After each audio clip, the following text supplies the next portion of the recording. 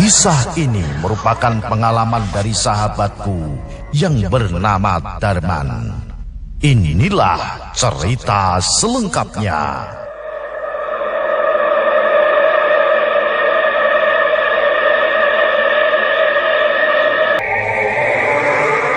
Darman hanya bisa menarik nafas dalam-dalam dan menghembuskannya kuat-kuat untuk menghilangkan pepat yang mengimpit dadanya. Betapa tidak, belum genap 6 bulan ia merantau ke Surabaya. Seorang adiknya yang bekerja di sebuah toko hasil bumi terbesar yang ada di Blitar meninggal dunia tanpa sebab yang jelas. Darman tak mungkin meratapi nasib keluarganya yang seolah tak lekang dirudung kemiskinan. Maklum, sang ibu meninggal dunia beberapa bulan setelah melahirkan Darto si bungsu, dan ayahnya pun menyusul setahun kemudian. Sejak itu, kehidupan keluarga kecil itu menjadi tanggung jawab Darman selaku anak lelaki tertua. Walau masih berusia 12 tahun, tetapi Darman tak pernah mengeluh apalagi menyerah.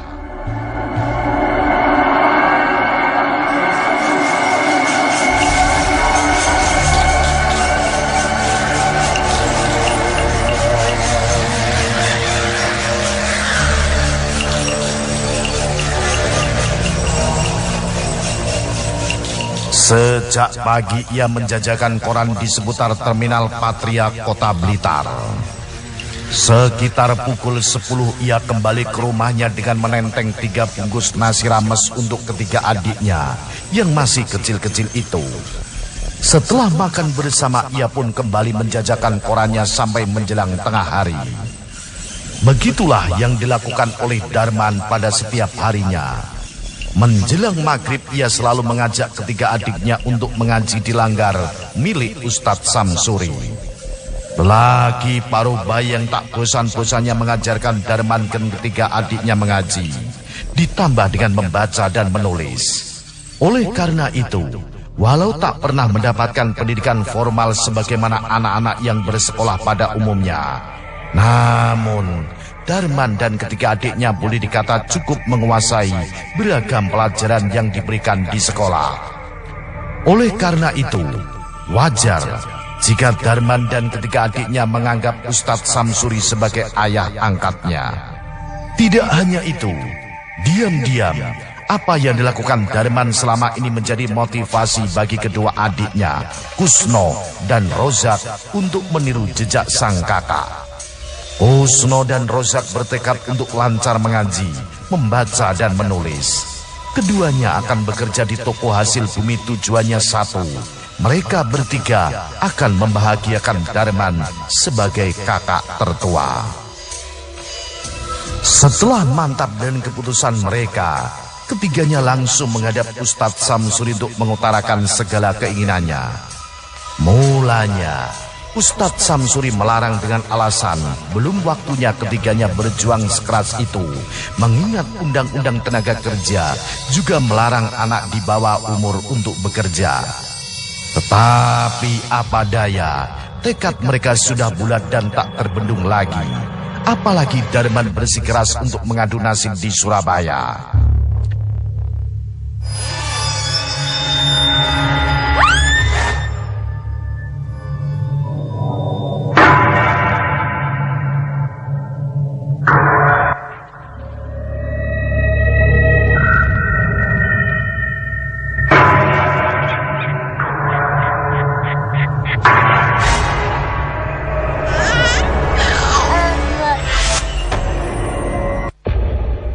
Singkat cerita, Darman pun berangkat ke Surabaya, sedang Kusno dan Rozak bekerja di toko hasil bumi milik Juragan Mariyati. Melihat kesantunan dan kepolosan keduanya, sontak Juragan Mariyati memberikan perhatian lebih kepada mereka. Bisik-bisik di antara pekerja pun merebak. Aduh, bakal gawat iki. Koyoke Kusno karo Rozak bakal dadi wadale juragan, kata Tarjo salah seorang pekerja yang lumayan lama bekerja di tempat itu. Bos, bejo ngomong macem-macem Jo. Sawangan wae engko. Kowe iki koyok ora weruh juragan wae. Sambung Tarjo. Lama-lama bisik-bisik itu pun sampai ke telinga Kusno dan Rozak. Hati keduanya langsung kecut. Piye iki, Cak? Apa bener awake dhewe bakal dadi wadale Juragan Maryati? Tanya Rozak. Kusno hanya tertunduk lesu. Jangan mikir kaya ngono, Dek. Juragan Maryati karo bojone wis apik karo awake dhewe. Mosok juragan arep berbuat sing ora bener. Sing penting awake dhewe hati-hati lan eling marang sing kuwasa. Apa awake dhewe perlu ngabari Cak Darman ning Surabaya ya, Cak? Ya ora apa-apa. Kok kabarono apa sarane Cak Darman? Aku tak turu dhisik ya, Dik. Awakku kesel banget iki. Kusno segera beranjak ke Bebaringan. Setelah itu Rozak langsung menceritakan hal itu lewat pesan WA kepada sang kakak tertua. Darman mengingatkan agar keduanya tak berburuk sangka apalagi kepada orang yang telah berbuat baik kepadanya. Jawaban Darman membuat Kusno dan Rozak menjadi tenang. Mereka tak pernah lagi memikirkan isu yang semakin ramai di kalangan pekerja. Hingga suatu malam.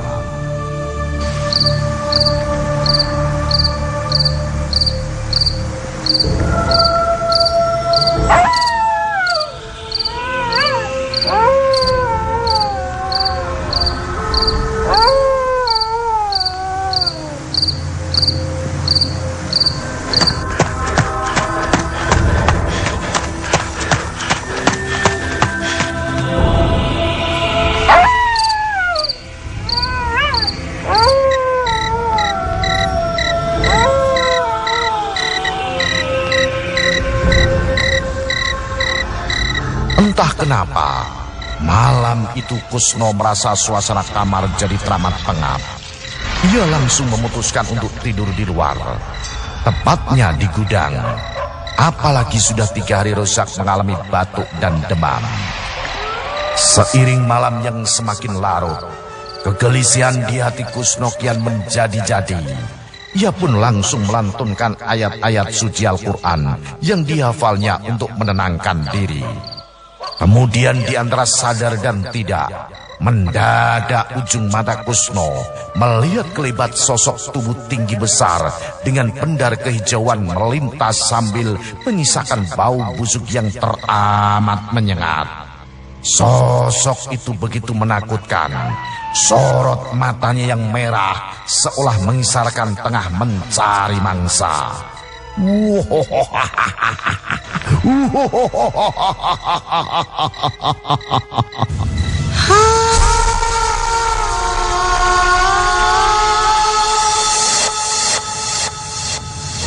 Terdengar tawanya yang menggelegar dan meremangkan bulu Roma. Astagfirullahaladzim, mewujudan apa kuwi? Hanya itulah yang terlontar dari mulut Kusno. Ia langsung menyambungkan dengan kalimat zikir sampai tertidur. Sementara di tempat yang lain Rozak yang tengah terlelap tidak menyadari bahwa maut tengah mengintainya. Benar saja, dalam hitungan detik tubuh tinggi besar yang memancarkan cahaya kehijauan itu langsung menerkam batang lehernya.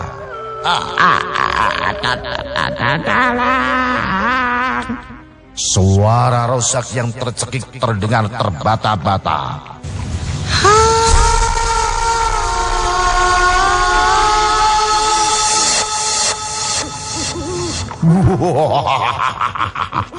Woi bakal dadi wadalku, rasakno iki. Sosok makhluk kehijauan itu mematahkan leher Rozak. Pemuda itu tak sempat melawan. Rozak meregang nyawa dengan wajah kesakitan yang teramat sangat. Bersamaan itu terdengar suara desis angin yang teramat keras. Sosok Buto Ijut itu menghilang.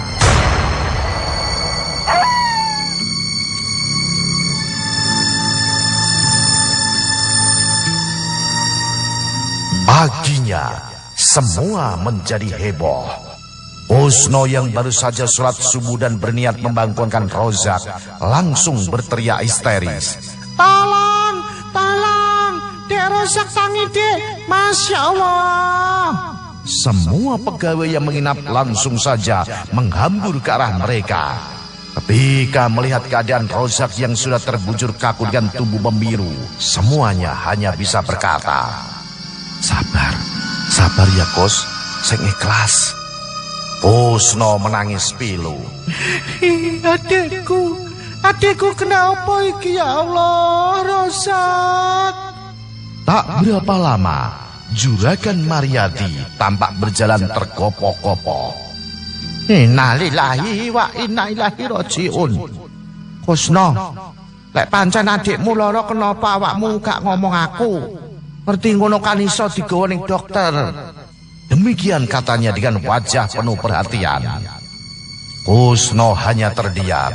Ia langsung menelpon Darman untuk memberitahu dan meminta pertimbangan untuk pemakaman Rozak. Akhirnya diputuskan hari itu juga Rozak segera dimakamkan di TPU yang ada di desanya dan berdekatan dengan makam kedua orang tuanya. Dan semua biaya menjadi tanggung jawab Juragan Maryadi. Selain itu, Kusno mendapatkan cuti khusus selama 1 minggu. Esoknya, ketika Darman datang, Kusno hanya bisa memeluknya sambil menangis pilu dan meminta maaf karena tidak bisa menjaga adik bungsunya yang baik. Cak Darman, sepurane cak aku ra iso njogo Dek Rozak. Wis Kus, ikhlasno. Ki wis dadi takdire Rozak. Tapi ditehnono yo. Lek sampai kematiane Rozak ana sing garai aku bakal bela pati. Bakal tak bales iki kabeh. Ucap Darman. Ustadz Samsuri yang mendengar perkataan itu langsung memegang bahu Darman sambil berkata, "Istighfar le. Serahno kabeh marang Gusti Allah."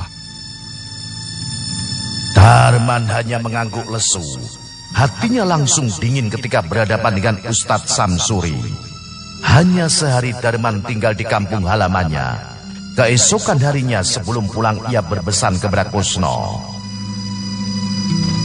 "Lek kowe isih arep kerja ning kono ya balika. Tapi eling yo Kus. Misale awakmu krasa lara ndang mulih ning omah ya." "Ya, Cak. Bakal tak eling-eling kabeh pesenmu." jawab Kusno. Setelah berziarah di makam ayah, ibu dan adiknya, Darman segera berangkat menuju ke Surabaya. Kebetulan saat menunggu di terminal Patria, Darman berjumpa dengan Supono, sahabat masa kecilnya saat menjajakan koran di terminal. Setelah menanyakan kabar masing-masing, Supono menanyakan kepada Darman pulang ke Blitar. Dengan singkat Darman menceritakan musibah yang baru saja dialaminya. Supono berkata, "Misale Kusno krasa lara, aja lali nang ketemu aku. Eling ngono ya, Dar." Darman hanya mengangguk dan segera menaiki bis yang akan membawanya ke Surabaya. Kelelahan tubuh dan beratnya pikiran membuat Darman langsung tertidur dengan lelap. 6 bulan kemudian.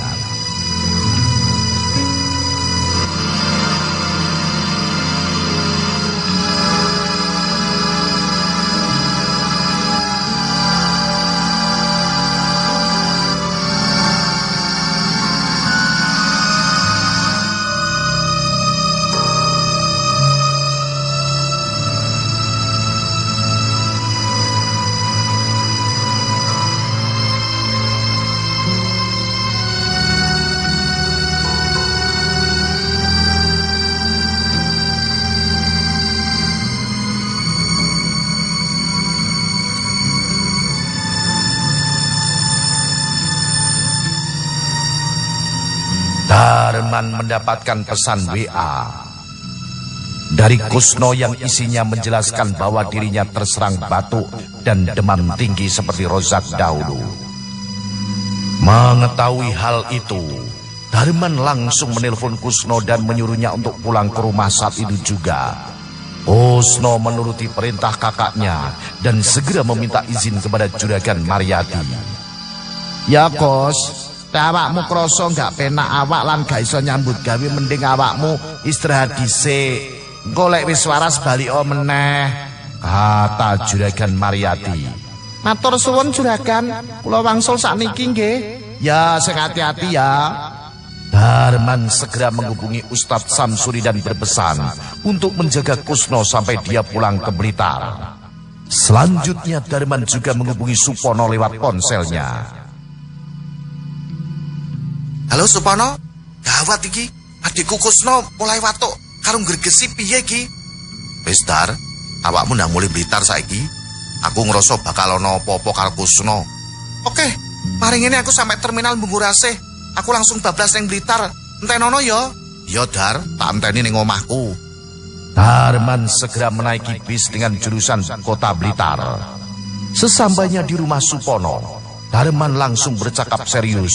Supono segera mengambil secarik kertas dan menuliskan aksara Jawa yang berbunyi Ngoto Bogomo Nyot Yojodopo Lowo Sotodo Koro Conoho.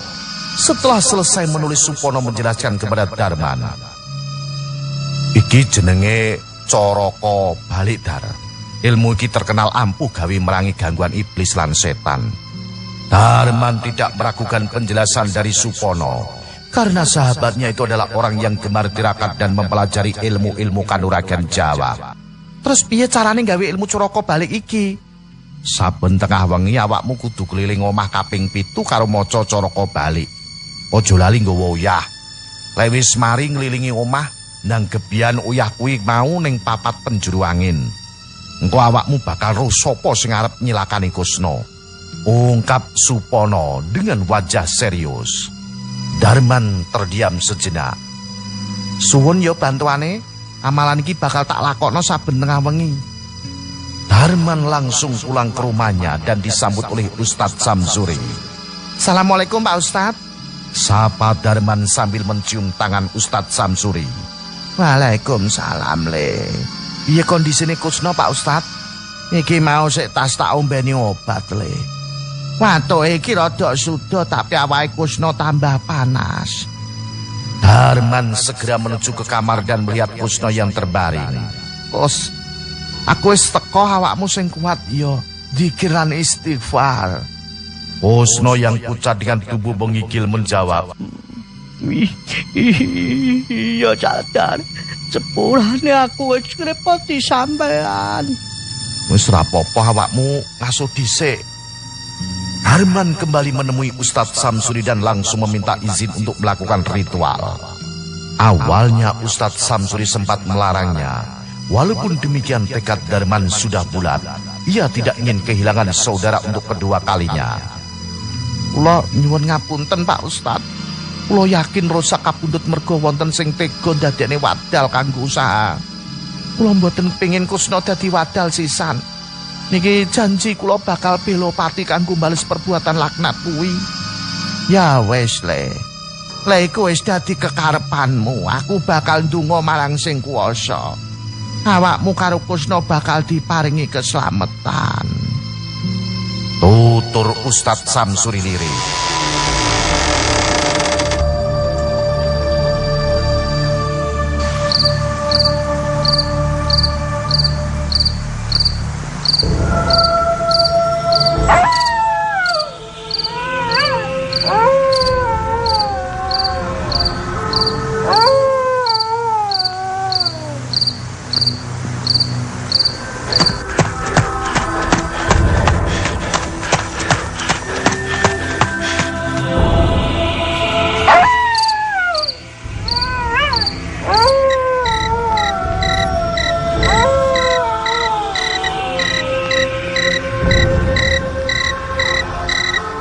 Waktu yang ditunggu tiba.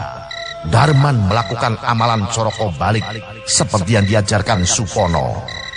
Malam pertama, tak ada kejadian apapun, begitu juga malam yang kedua. Menjelang malam yang ketiga, godaan pun mulai datang. Seisi rumah ditimpa oleh rasa kantuk yang teramat sangat. Rasa kantuk itu kian menjadi-jadi menjelang tengah malam. Darman yang sudah bertekad bela pati sebisa mungkin bertahan dengan melafalkan Coroko Balik berulang-ulang. Tepat tengah malam ia pun kembali berjalan mengelilingi rumah. Pada putaran yang kelima, ia melihat tubuh besar dengan pendar kehijauan dan bau busuk teramat sangat berusaha masuk ke halamannya sambil tertawa berbahak-bahak.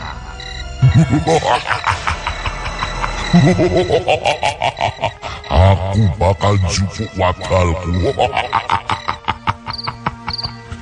Darman benar-benar terkejut melihat sosok buto ijo yang ada di hadapannya. Melihat posturnya yang tinggi besar dan wajah seram bertaring panjang, nyalinya ciut juga. Namun, keinginan untuk menuntut balas kematian adik tercinta menumbuhkan keberanian dalam dirinya. Iblis laknat, rupane kowe sing mateni Rosak. Buto ijo itu menatap Darman dengan ganas. Menungso, aku bakal jupuk wadal kanggo budak ning alamku. Apa kowe arep nyusul sisan Kurang ajar. Kowe wis jupuk nyawane Rosak. Ora bakal tak izini kowe ndadekne Kusno dadi wadalmu. Darman mencabut golok dari sarungnya. Terus kowe arep apa? Buto ijo itu menunjuk wajah Darman. Aku bakal bela pati kanggo adikku. Rasano iki iblis laknat. Darman melesat ke arah buto ijo sambil mengayunkan goloknya. Tapi aneh, tidak secuil pun golok itu mampu menembus kulit buto ijo. Makhluk itu tertawa congkak. Menungso, kowe iki kudu tandinganku. Seketika tangannya yang gempal mengembaskan tubuh Darman dan membuatnya terpental. Darman meringis kesakitan, namun ia berusaha untuk bangkit. Darman ingat bahwa garam merupakan senjata ampuh untuk melawan makhluk ini. Darman segera mengambil sejumput garam dan menaburkannya ke tubuh buto ijo. Wah, waduh, panas, panas. Tiba-tiba, buto ijo itu berteriak kesakitan. Melihat hal itu, Darman kembali maju ke arah buto ijo dan menebaskan goloknya. Kali ini tebasan Darman berhasil melukai si makhluk jahanam itu. Tidak menyia-nyiakan hal itu, Darman segera mengayunkan goloknya dengan membabi buta. Darah segar kehitaman menguncur dari sekujur tubuh buto ijo. Dia mengerang kesakitan. Waduh, awas kowe menungso. Rasakno iblis jahanam. Iki balesane kowe wani ngrenggut nyawane adikku. Darman tersenyum puas. Kemudian dia mengeluarkan sebotol air yang sudah diberi japa mantra. Darman segera menyiramkan air itu ke tubuh buto ijo yang sedang sekarat. Seketika tubuh gembal itu terbakar bagaikan obor raksasa. Wah, panas. Teriakan sambil menjauh dari rumah Darman, disertai dengan lolongan panjang makhluk itu ambruk hingga api perlahan padam. Darman bersyukur karena berhasil membalas kematian saudaranya. Keesokan paginya, kondisi Kusno mulai membaik, namun tersiar kabar yang sangat mengejutkan. Juragan Mariati, pemilik toko hasil bumi, di mana Kusno bekerja, tewas terpanggang bersama istrinya saat terjadi kebakaran hebat yang melalap rumah dan tokonya tadi malam.